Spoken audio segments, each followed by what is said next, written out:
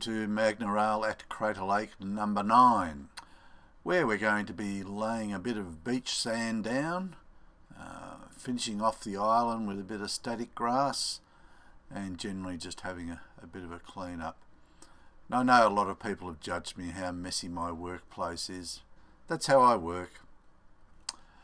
Yeah, love it or leave it, whatever. I get it done. So, just cleaning up the lake surface to prepare for the sand. The sand I used was just from Bunnings, just a sandpit sand. Very, very fine though. And this little tool, the scrubber I got from Aldi, just helps get into the little niches and dips that are in the lake surface, which is also sold on my website if you're looking for it, and I've shown you in previous videos how to paint it. So the top surface doesn't have any paint on it, and you just clean it out with whatever you want to. So once it's all washed and that, give it a good wash, and then we dry it off. And the next stage, because this was plaster, I wetted it down fairly heavily because I want the sand, because the sand will absorb a lot of the moisture as soon as you put it on, but I want it to stick when we add the glue. So it was a case of giving it a really good shot. PVA glue, mixture of water again. It doesn't have to be too thick, but it has to be thin enough to be able to be dropped on, so it doesn't sort of sit in one place. Sand was very easy to apply. Just put where you want it, put on a good load to start with, and then just sort of moved it around, brushing it into areas where I thought it looked good, and then cleaning up the edges as I went. I missed a couple of little spots which you don't know until after the glue's dried, when it gets vacuumed up. But I've got some ideas which we'll show in a later video when I do the final scenicking, of burying some people in the sand, with their heads popped up, the usual carry on that you do at the beach. So yes, there's some ideas to adapt some of the concepts of beach, but also having a really good sand that you can move with. Previous Echo Lakes I used a bit of sandpaper, and I thought, oh crumbs, how naive I was, because first bit of moisture or humidity change, it all started peeling. But thankfully this has been in now for nearly a month or more, and it's looking good. So very simply, you set up the sand exactly where you want it to be, and then I used an eyedropper because I didn't want to pour anything on that would disturb the sand, and I give it a really good soaking of the PVA water mix, and there you have it. It was it came up all right. Quite pleased with that.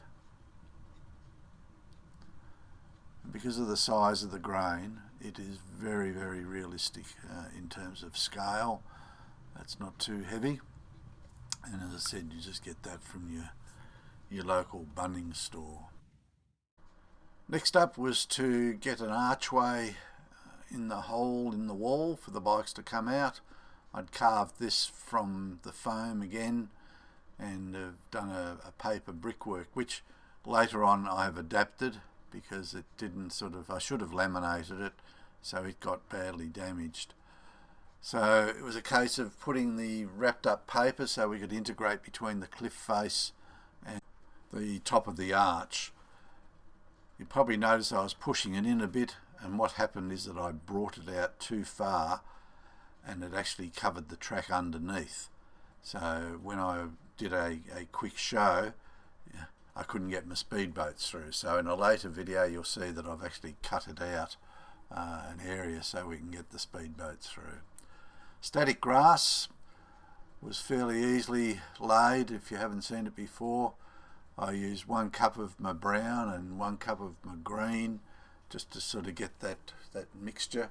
Obviously in Australia we don't have bright green pastures and grasslands. There's always a bit of brown grass involved. So into the applicator, it's all ready to roll. And then I wanted to put a bit of grass along the side. There's always grass growing between a bridge and the road, and once again it's just a matter of getting the PVA glue, and I used it straight, didn't water it down. Some people water it down, and of course wherever you paint is wherever the grass is going to go.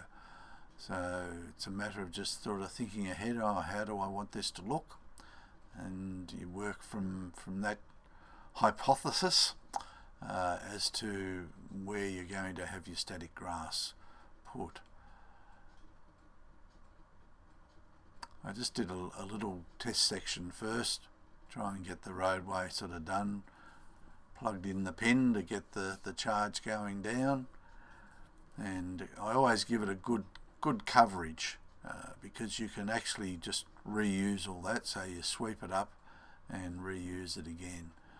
So if you need to go over it again, you've got exactly the same colour. Same process, whack the glue where you wish it to go, get your static grass in, and away you go. I probably will invest in another static applicator. This is very old. This particular one being, I don't know, 5-6 years old, and whilst it does a good job, it's a two-handed job, in as much that you've got to hold the power source as well as the shaker, and as well as making sure that the connection is kept with the article that you're trying to cover with grass.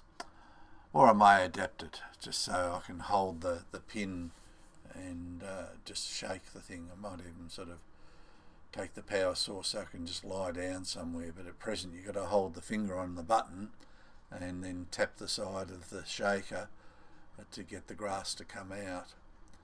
So there you have it. I don't think it's too bad.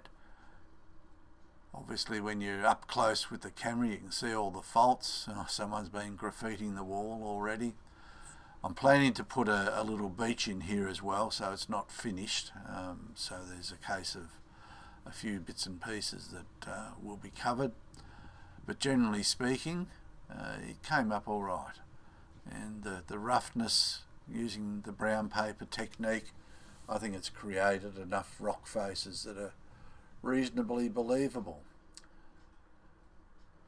So this was all done to try and complete for our July show. As you can see, Santa's travelling around past the little street cleaner. The beach got finished, but I didn't complete it. So while we're under construction, please excuse our appearance. So that was our debut at the Grampian Model Railroaders show. Obviously with that section still to be done, the walls to be finished off and painted, but you can see the general concept with it going. So I'll save up the actual running of it for a little bit longer, but there's my lovely wife Lois, and she's been a great support in allowing me to mess up the house while all this goes on. So we'll see you next in video 10, where we're finishing off painting and also doing the right hand side of the layout, getting that finished. Look forward to hearing from you. Put some comments if you wish, and subscribe if you haven't already. Thanks for watching. Catch you around. Bye.